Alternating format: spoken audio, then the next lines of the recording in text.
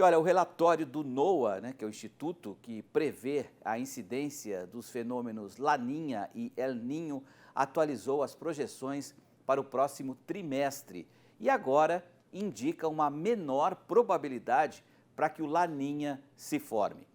Vamos falar então com o Arthur Miller, né? O que isso significa na prática para os nossos produtores, hein, Arthur? É uma boa notícia ou uma má notícia? Boa tarde. Depende para quem, Pedro. Boa noite, né? Obrigado. Uma boa noite para você que nos acompanha aqui no Rural Notícias, né? Agora pela manhã saiu aí o boletim que reduz aí, né, a chance dessa laninha se formar. A tendência é que ela de fato deva se formar lá para fevereiro.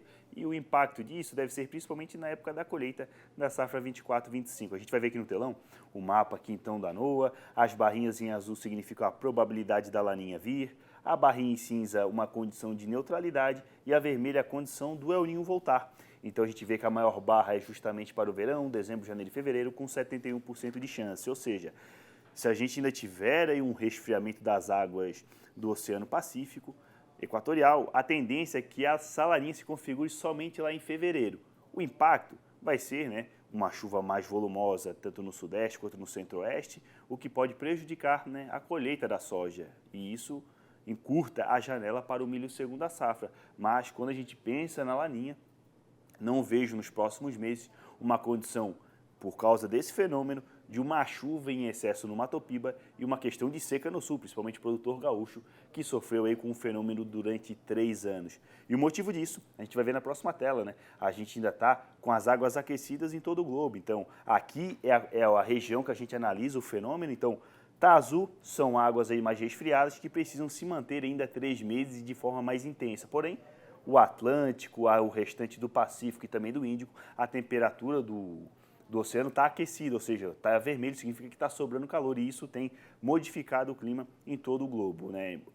Felizmente, a condição é de uma safra otimista aqui no país, mas a gente ainda pode ter problemas devido a todo esse aquecimento. No geral, o único problema que eu vejo para a safra 24 e 25 no país é um excesso de chuva na época da colheita, porém, durante o desenvolvimento, a expectativa é de uma safra boa. Você consegue atualizar a situação de momento do ciclone, né, que vai se formar ou está se formando, que deve trazer chuvas para o final de semana, Arthur? Consigo sim, Petro. Vai acontecer uma coisa muito curiosa no sul, né, que se chama aí o efeito Fujiwara, que é um efeito aí que um meteorologista japonês lá em 1921 descobriu, que ele acontece lá no trópico, com furacões. O que acontece? 2 sistemas de baixa pressão, né, pode ser 2 furacões ou 2 ciclones extratropicais, eles se colidem, que é o que vai acontecer no sul. A gente vai ter 2 ciclones. E o que acontece?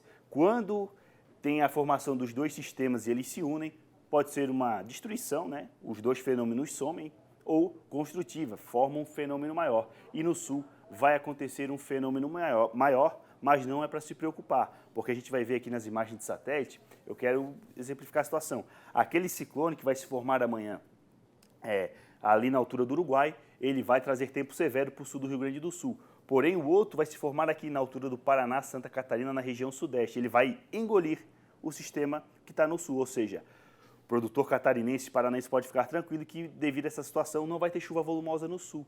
Pelo contrário, vai avançar uma linha de estabilidade rapidamente sobre a região, risco de granizo e tempo severo e muita chuva para o centro-oeste e sudeste no final de semana. Então, alerta no Rio Grande do Sul nessa sexta-feira, né, queda de granizo, rajadas de vento intensas, e isso também vale para o sábado, para os 3 estados. A chuva fica na casa de 50 milímetros em 5 dias, com exceção lá em Pelotas, extremo sudeste do Rio Grande do Sul, que o acumulado passa de 100 milímetros. No geral, a tendência é desses temporais ganharem força no centro-oeste e no sudeste. Então, é alerta de tempo severo nos próximos dias, principalmente no final de semana, tá?